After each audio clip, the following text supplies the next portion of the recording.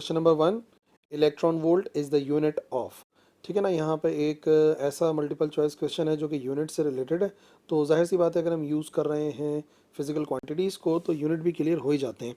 तो देखो, electron volt actually जो यूनिट है वो आपने याद रखना है कि वो एनर्जी है, वो एनर्जी का यूनिट है।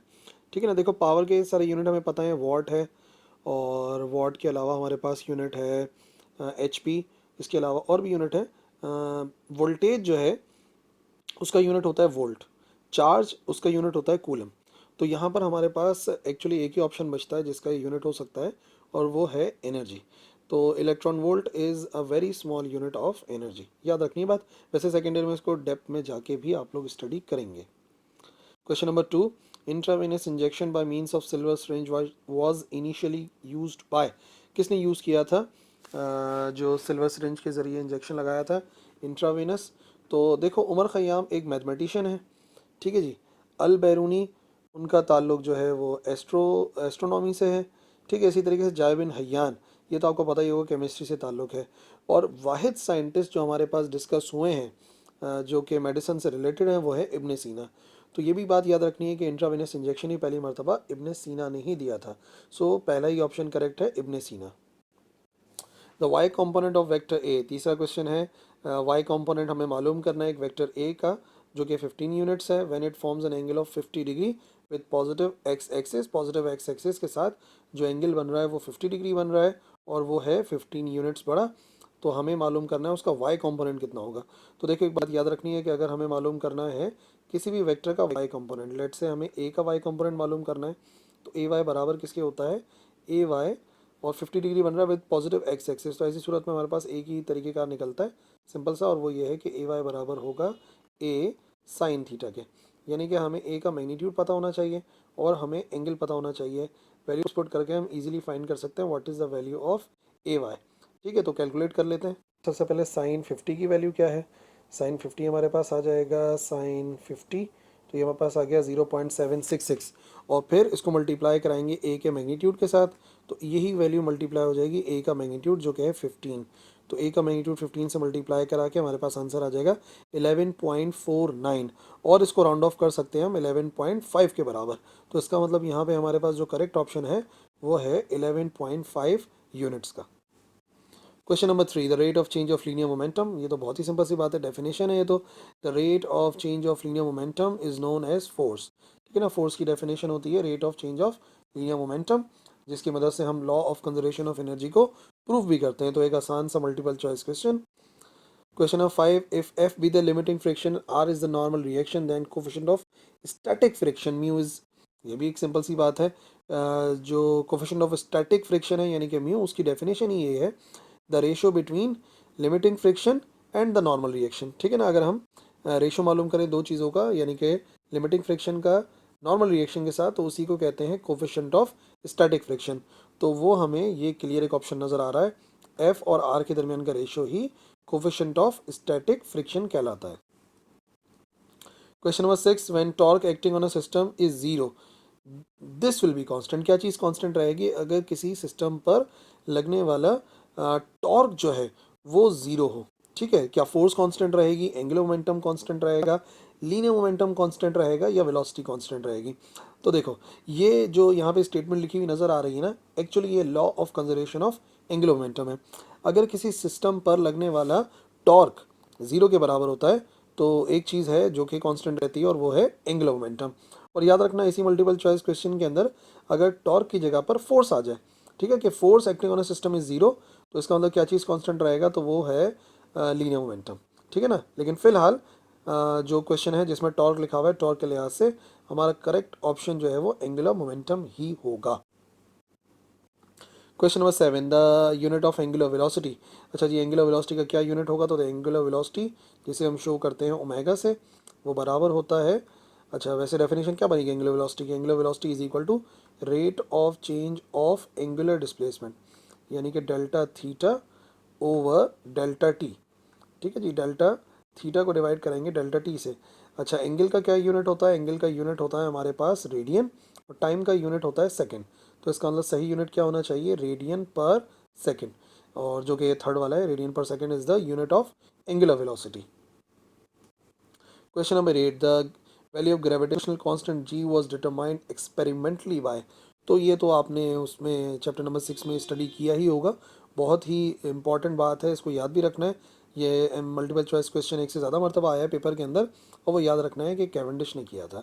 कैवेंडिश ने अपने एक्सपेरिमेंट के थ्रू ये जो ग्रेविटेशनल कांस्टेंट की वैल्यू है वो फाइंड कराई थी, यानी कि 6.67 10⁻⁻11। Question number 9, Newton rings illustrate the phenomenon of. किस चीज़ को शो करता है न्यूटन रिंग्स? अच्छा, न्यूटन रिंग्स का ताल्लुक हमारे चैप्टर नंबर 9 से है, तो हमने उसमें देखना है कि वो किस चीज़ को शो करता है। तो एक्चुअली न्यूटन रिंग्स शो करता है इंटरफेरेंस को। ठीक है जी, न्यूटन रिंग कब फॉर्म होते हैं? जब थिन फिल्म इंटरफेरेंस होता है एयर की वजह से। एयर की जो थिन फिल्म है ना, उसकी वजह से इंटरफेरेंस होता है, जो कहाँ पाई जाती है? वो पाई जाती है एक प्लेनो कॉन्वेक्स लेंस और एक ग्लास प्लेट के दरम्यान में। यानी कि अगर एक ग्लास प्लेट है, इसी के ऊपर रख दिया जाए एक प्लेनो कॉन्वेक्स लेंस, ठीक है, तो इन दोनों के दरमियान में जो बनता है ये एयर वाली जो जगह है ना, ये जो जगह नज़र आ रही है जहाँ पर एयर मौजूद होगी, यानी कि ये जगह है जहाँ पर एयर मौजूद होगी, तो यहाँ से जब थिन फिल्म इंटरफेरेंस होता है तो हमें न्यूटन रिंग्स मिलते हैं। तो वो जाहिर करता है इंटरफेरेंस के फिनोमेना को।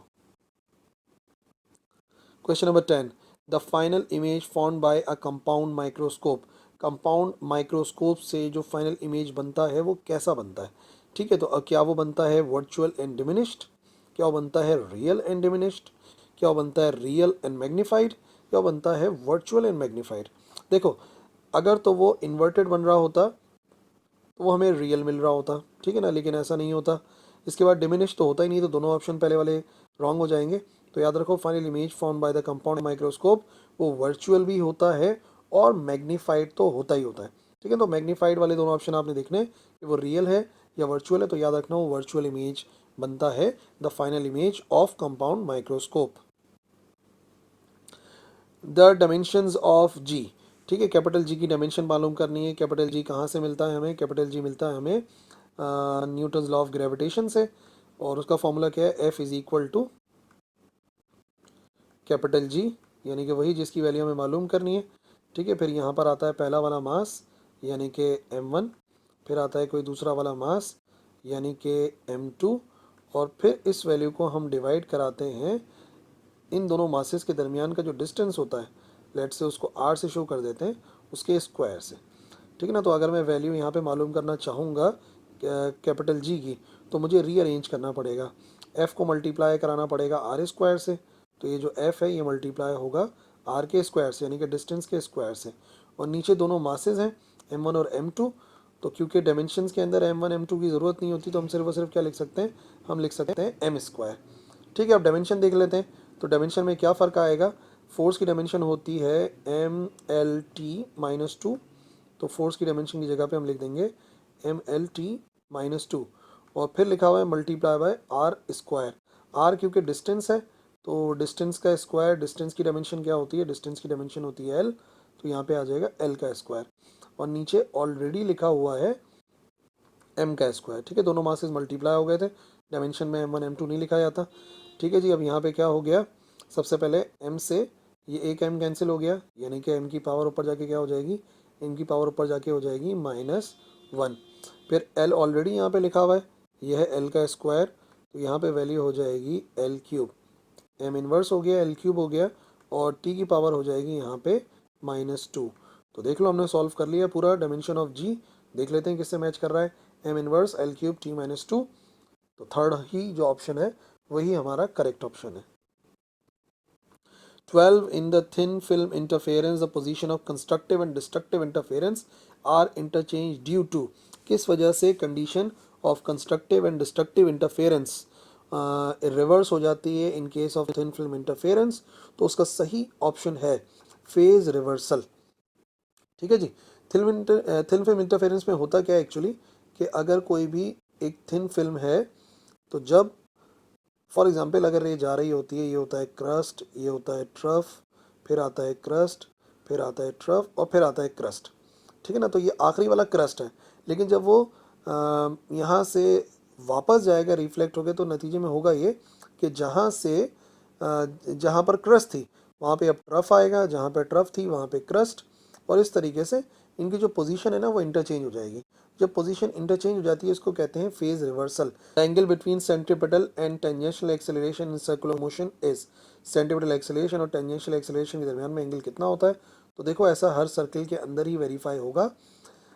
याद रखना है कि सेंट्रीपिटल एक्सेलरेशन की डायरेक्शन होती है टुवर्ड्स सेंटर, और अगर कोई पार्टिकल मूव कर रहा है तो उसकी टेंजेंशियल एक्सेलरेशन की डायरेक्शन होती है इस तरीके से, जो कि वेलोसिटी की डायरेक्शन है। ठीक है ना, तो इस वजह से आप देखोगे कि दोनों के दरमियान में एंगल कितने डिग्री बनेगा? दोनों के दरमियान में एंगल बनेगा हमेशा 90 डिग्रीज। ठीक है जी, दोनों के दरमियान का एंगल 90 डिग्री होता है हमेशा सेंट्रीपिटल एंड टेंजेंशियल एक्सेलरेशन के दरमियान में। टेंजेंशियल मतलब जो टेंजेंट बनाती हुई एक्सेलरेशन है, और सेंट्रीपिटल तो आपको पता ही है, और ये सिर्फ यहाँ नहीं है, ये हमेशा ही है। फॉर एग्जाम्पल यहाँ पे देख लो, ठीक है, ये आ गई सेंट्रीपिटल एक्सेलरेशन, और अगर वो पॉइंट रोटेट करता करता यहाँ पहुँचा है तो फिर से यहाँ पर एक टेंजेंट बन रहा होगा। टेंजेंट बनेगा तो आप देखोगे दोबारा से दोनों के दरमियान का एंगल कितने डिग्री बनेगा? 90 degree. The velocity of a wave length lambda and frequency new is given by, तो ये तो सिंपल सा फार्मूला है, v बराबर होता है न्यू लैम्डा के। यही वाला ऑप्शन करेक्ट है, v is equal to F lambda और v is equal to nu lambda. ये तो बहुत ही कॉमन फार्मूला है जो कि हम लोग यूज़ करते रहते हैं। 15 polarisation of light due to tourmaline crystal takes place because of, क्या होता है टॉर्मलिन क्रिस्टल में कि पोलराइजेशन होती है? क्या रिफ्लेक्शन होती है, क्या एब्जॉर्प्शन होती है, क्या रिफ्रैक्शन होता है, या कोलिशन होता है? ठीक है, तो याद रखो टॉर्मलिन क्रिस्टल से जब भी रे ऑफ लाइट गुजरती है, ठीक है, तो वो दो पार्ट से ब्रेक इस वजह से होती है क्योंकि टॉर्मलिन क्रिस्टल जो है वो एक पार्ट को एब्जॉर्ब कर लेता है। जब वो एक पार्ट को एब्जॉर्ब कर लेता है तो नतीजे में हम ये देखते हैं कि हमें पोलराइज्ड लाइट मिलती है। ठीक है ना, तो अगर एब्जॉर्प्शन नहीं होगा तो फिर आप देखेंगे कि हमें पोलराइजेशन ऑफ लाइट नहीं मिलेगी। ठीक है जी, लेकिन बात यह है कि उसके अंदर पोलराइजेशन में रिफ्रैक्शन भी हो रहा होता है। ठीक है, तो रिफ्रैक्शन भी एक ऑप्शन हो सकता है। तो यहाँ पे दो ऑप्शन है, जो कि बात यह है कि क्वेश्चन इतना एम्बिगियस है कि अब बोला पोलराइजेशन ऑफ लाइट किस वजह से होती है? टॉर्मलिन क्रिस्टल की वजह से, टेक्स प्लेस बिकॉज ऑफ। तो बात यह है कि एक पार्ट जो है वो वहाँ पर रुक जाता है और दूसरा पार्ट रिफ्रैक्ट होता है। ठीक है ना, तो यहाँ पर जो आप करेक्ट ऑप्शन लिखेंगे वो रिफ्रैक्शन का ही लिखेंगे, क्योंकि एक्चुअली ये जो हो रही है पोलराइजेशन वो रिफ्रैक्शन की वजह से हो रही है, एक पार्ट रुक रहा है और दूसरा जा रहा है। Two convex lenses of same focal length F are combined together, the focal length of the combined lens. ठीक है ना, जो कॉम्बिनेशन ऑफ लेंसेज है उसके कितना हमें मिलेगा? टोटल फोकल लेंथ वो पता करनी है। तो देखो फॉर्मूला क्या था? फॉर्मूला है 1/f, यानी कि टोटल फोकल लेंथ बराबर होती है किस चीज़ के? वो बराबर होती है 1/f1 प्लस 1/f2। लेकिन कह रहे हैं दोनों की फोकल लेंथ ही सेम है, तो इसका नाम लिख सकते हैं जो टोटल फोकल लेंथ है, लेट से उसको कर सकते हैं रिजल्टेंट कर देते हैं। रिजल्टेंट फोकल लेंथ है वो बराबर होगी 1/f प्लस 1/f। ठीक है जी, तो ये 1/f प्लस 1/f ये कितने हो जाएंगे? ये हो जाएंगे 2/f। ठीक है ना, इसका आंसर आ जाएगा 2/f, क्योंकि एलसीएम आएगा f और 1 + 1 होता है 2, तो ये हो जाएगा 2/f। और ये किस चीज़ का आंसर आ रहा है? ये आंसर आ रहा है हमारे पास 1/fr का, यानी कि जो रिजल्टेंट फोकल लेंथ है उसका आंसर आ रहा है। लेकिन याद रखो मैं ये बात कह रहा हूँ कि हमें तो रिजल्टेंट जो फोकल लेंथ है वो मालूम करनी है, ना कि उसका रेसिप्रोकल। तो अगर f ऊपर जाएगा रेसिप्रोकल के लिए तो इसका मतलब 2 नीचे जाएगा, f ऊपर जाएगा, तो इसका मतलब सही आंसर होगा f/2। तो इसका मतलब यहाँ पर या तो मेरे लिखने में कोई मिस्टेक हुई है, या जिस 10 ईयर से मैंने नोट करा उसके अंदर ऑप्शन गलत लिखा हुआ होगा। बहरहाल जो सही ऑप्शन होना चाहिए वो होना चाहिए यहाँ पर f/2 का। अगर हम इस्तेमाल कर लेते हैं दो कॉन्वेक्स लेंसेज जिनकी फोकल लेंथ f है, फिर उनको कंबाइन करा, तो फॉर्मूला होता है 1/f1 प्लस 1/f2। ठीक है, दोनों का एलसीएम लेंगे तो ये आ जाएगा 2/f, और क्योंकि हमें रिजल्टेंट फोकल लेंथ पता करनी है, जाहिर सी बात है इसका रेसिप्रोकल करेंगे तो आंसर आ जाएगा f/2। This is the right answer. इसी तरीके से question number 17, this one of the following is not the unit of power. इनमें से कौन सा पावर का यूनिट नहीं है? हॉर्स पावर पावर का यूनिट है, क्लियर सी बात है। जूल पर सेकंड पावर का यूनिट है जो कि वॉट होता है। ठीक है जी, फुट पाउंड पर सेकंड ये भी यूनिट है एफपीएस सिस्टम का। वाहिद यहाँ पे एक यूनिट बचता है और वो है किलो वाट आर, जो कि एक्चुअली इलेक्ट्रिकल एनर्जी का यूनिट है। ठीक है ना, तो इसका मतलब जो यहाँ पे सही ऑप्शन होगा वो होगा किलो वाट आर।